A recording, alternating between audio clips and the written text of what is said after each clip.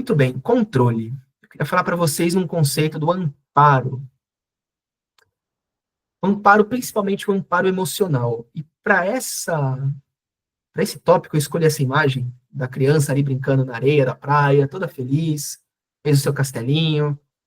Ela criou até uma fortaleza para proteger esse castelinho. Só que está subindo a maré. Ela não tá nem vendo a onda subindo. Ela está até escutando. Uma hora essa maré vai subir. E o castelo de areia vai se desfazer. Parece uma história triste, mas provavelmente os pais dessa criança vão falar: Ó, filha, tá na hora de ir para casa, a maré tá subindo. E ela vai embora. Talvez ela não se surpreenda porque os pais avisaram. E tem muita coisa, gente, que o Freud explica. E ele fala de um conceito da infantilização. Essa criança, ela tem os pais.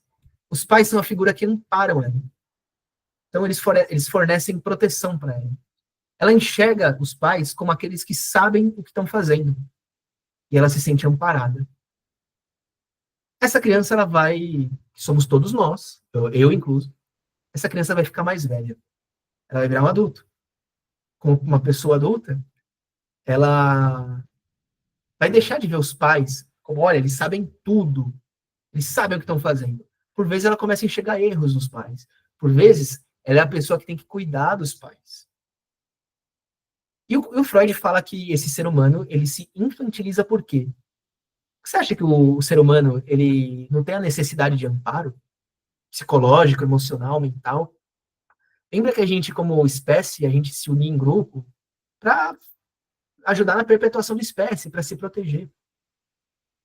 Esse adulto que busca amparo, ele vai buscar amparo em... o meu chefe sabe o que está fazendo. Aquela figura de referência, meu professor sabe o que está fazendo. Meu influenciador preferido sabe o que está fazendo. O meu líder religioso sabe o que está fazendo. A resposta está no meu livro preferido.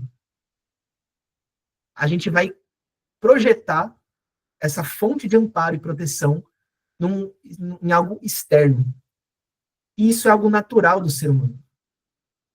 O que eu quero falar para vocês é: esse movimento de busca de amparo, ele precisa ser consciente. Porque senão a gente vai continuar sendo a criança que está criando um castelo de areia e não está vendo a maré subir. Porque quando a gente é adulto, a gente não tem alguém para avisar a gente que a maré está subindo. Então, nós precisamos ser seguros, sermos seres humanos seguros, para entender alguns movimentos. A gente não é o sabe-tudo, longe disso, não é isso que eu estou falando. Mas a gente precisa ser seguro em si. A gente não pode depender dos outros. A gente não pode depender daquela pessoa falando o que eu faço com meus investimentos. Daquela pessoa que, eu só fico bem se eu falo com tal pessoa. Não funciona. Se você depende de alguém para ser seu apoio emocional sempre, eu já vou te encurtar a notícia. Você vai viver frustrado. E isso não é papo de autoajuda, não estou querendo deixar ninguém desanimado. Eu estou querendo construir a maturidade para a vida. Então vamos lá, né? Voltando no exemplo da criança ali, risco. O que é risco? Nesse caso da imagem, o risco é a maré subir. Muito bem.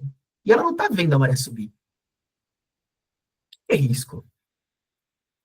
Tem uma frase, inclusive naquele livro que eu mostrei para vocês, do Morgan Housel, do Mesmo de Sempre, é o nome do livro, que ele fala o seguinte, ele fala que a notícia mais importante, o maior risco, o maior impacto daqui 10 anos, que vai acontecer daqui 10 anos, é algo que ninguém está falando hoje.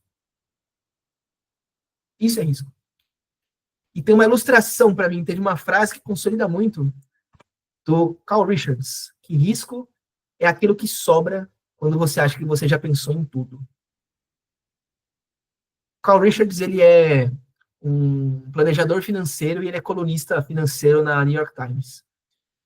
E é curioso, esse print dele daí é de 2011. Ele fica reciclando esse post dele aí. Se vocês entrarem no Twitter dele, Ele sempre fica postando isso, mas para mim é uma frase muito profunda.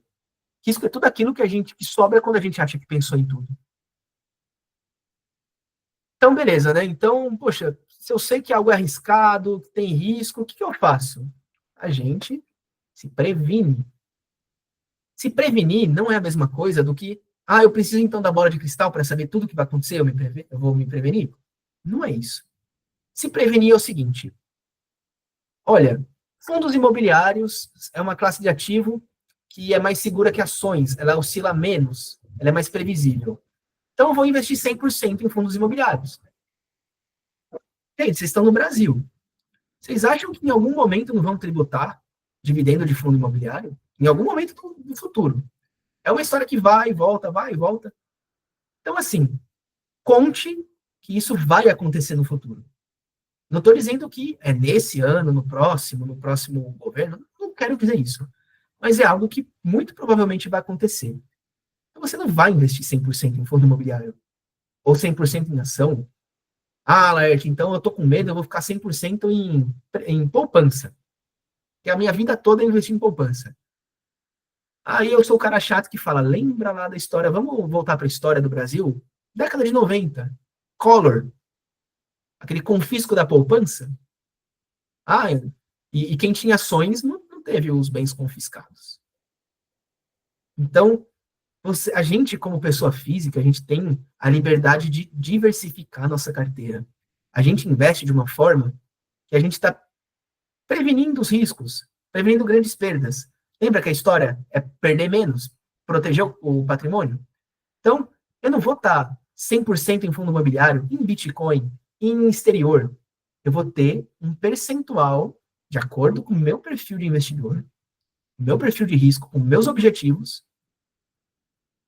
para ter a minha carteira.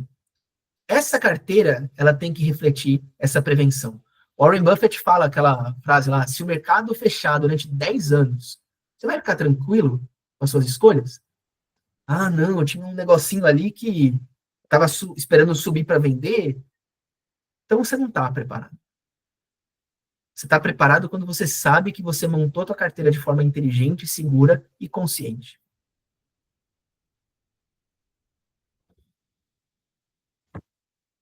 Passar pela experiência. Esse é um ponto super importante. Então, assim, eu falei do plano Collor, né?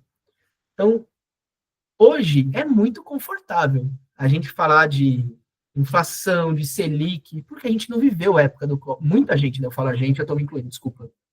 Muita gente não viveu essa época.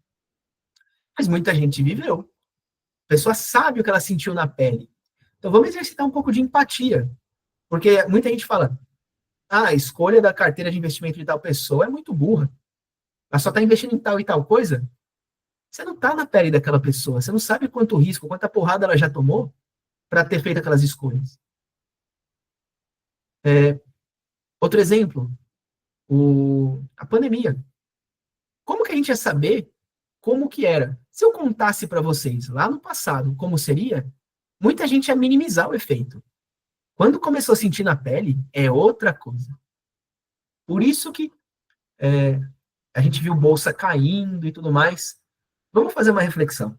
Se eu pergunto hoje para vocês, como você se sentiria se sua carteira de investimento caísse 30%? O que vai acontecer? Tem muita gente que vai falar, não, eu fico incomodada, mas eu sei que é o ciclo econômico, eu acabei de ver ali a aula, então eu sei que o ciclo econômico vai subir.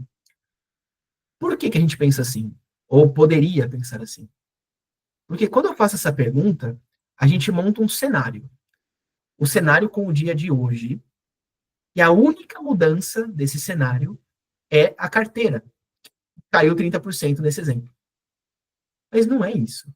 Tudo à nossa volta nesse cenário para fazer ter caído 30% é pessimismo, é gente perdendo emprego, é empresa fechando, se for alguma crise ali de saúde, tinha gente morrendo, tinha gente não sabendo quando que isso vai acabar.